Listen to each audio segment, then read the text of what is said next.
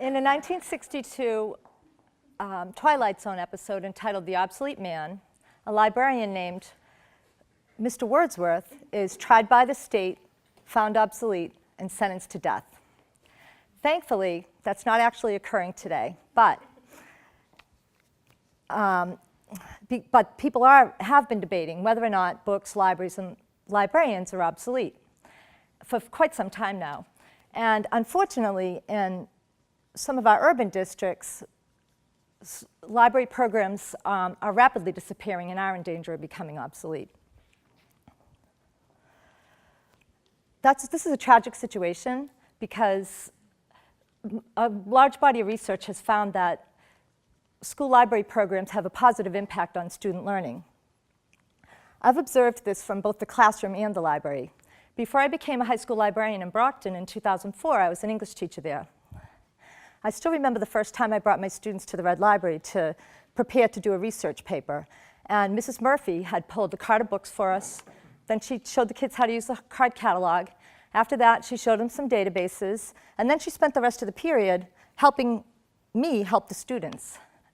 I had never had that kind of help before as a classroom teacher, and I thought it was awesome. So in 2004, I transferred to the library after Mrs. Murphy retired. At that time, we had 4 full-time librarians for about 4,400 students in Brockton High. And across the district, we had another 10 certified librarians. But by 2007, we were down to 7. And because as more people retired, they were being replaced by paraprofessionals. Districts can save a lot of money by replacing certified librarians with paraprofessionals. And while library paraprofessionals are usually wonderful, hardworking people who love children and books, school librarians are certified teachers with master's degrees in library media studies. So when students don't have school librarians, they're actually being denied significant learning opportunities. Last year, Brockton and Malden both eliminated all the librarians in their district except for the ones at the high school.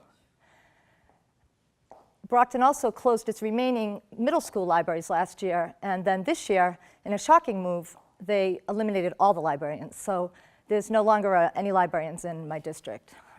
So while this does occur across class lines, these kind of dramatic cuts tend to happen more often in low-income communities like Malden and Brockton, where you have high populations of students of color and ELL students. I believe that these cuts are a reflection of our nation's growing income inequality and institutional racism. In my district, we have over 80% student poverty rate and almost 80% students of color, and many of them are ELL students. And these demographics are fairly typical of what you find across the country when you look at the cuts that are occurring. Philadelphia had 176 school librarians in 1991, and by 2015, there were only 10 left. Philadelphia's poverty rate is 85%. New York City has completely closed over half of its school libraries since 2004. In Chicago, since 2012, they've cut 2/3 of the high school librarians, and they've done so in a really discriminatory way.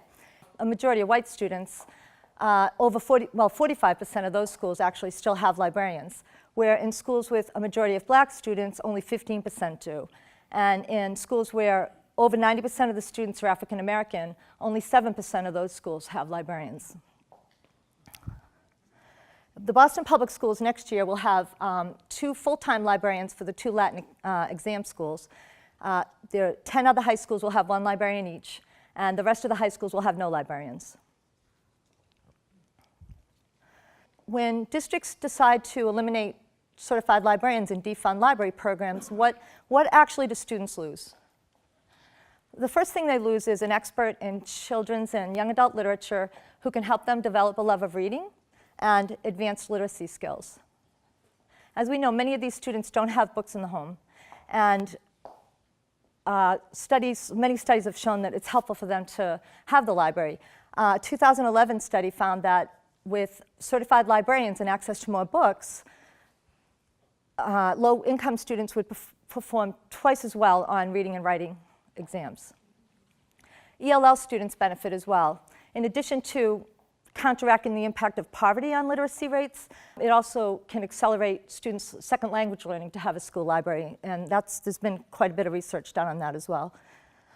Students have told me that just being surrounded by so many books has a power over them that makes them want to read, and that they read more when they come to the library more regularly.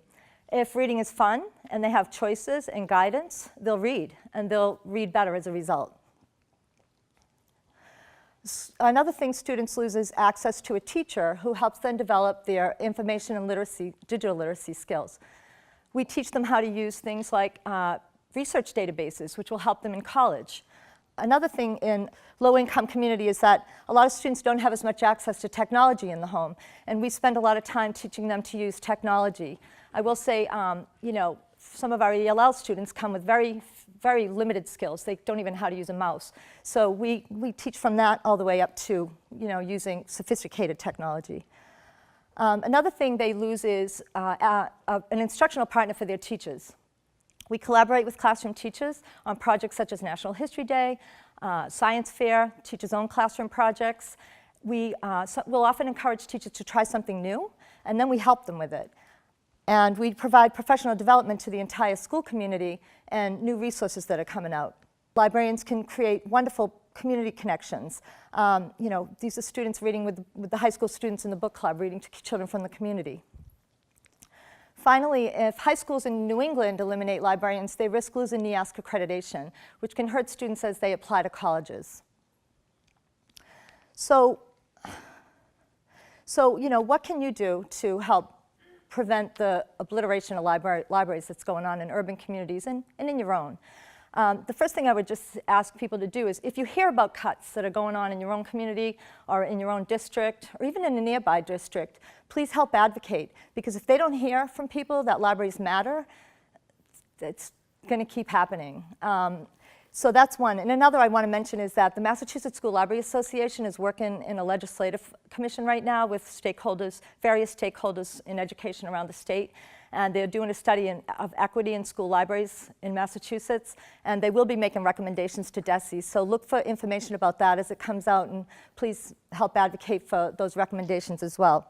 I worry about what the loss of librarians will mean for my students, because I know that libraries are not obsolete for their more privileged counterparts. At Thayer Academy in Braintree, students will have individual appointments with librarians to find out what resources are available for them at their school, while my students will be coming in as freshmen from middle schools that don't have libraries at all, and there'll no longer be a Mrs. Murphy or a Miss Doherty there to give them a freshman orientation or to help them with all the other things that librarians do for students.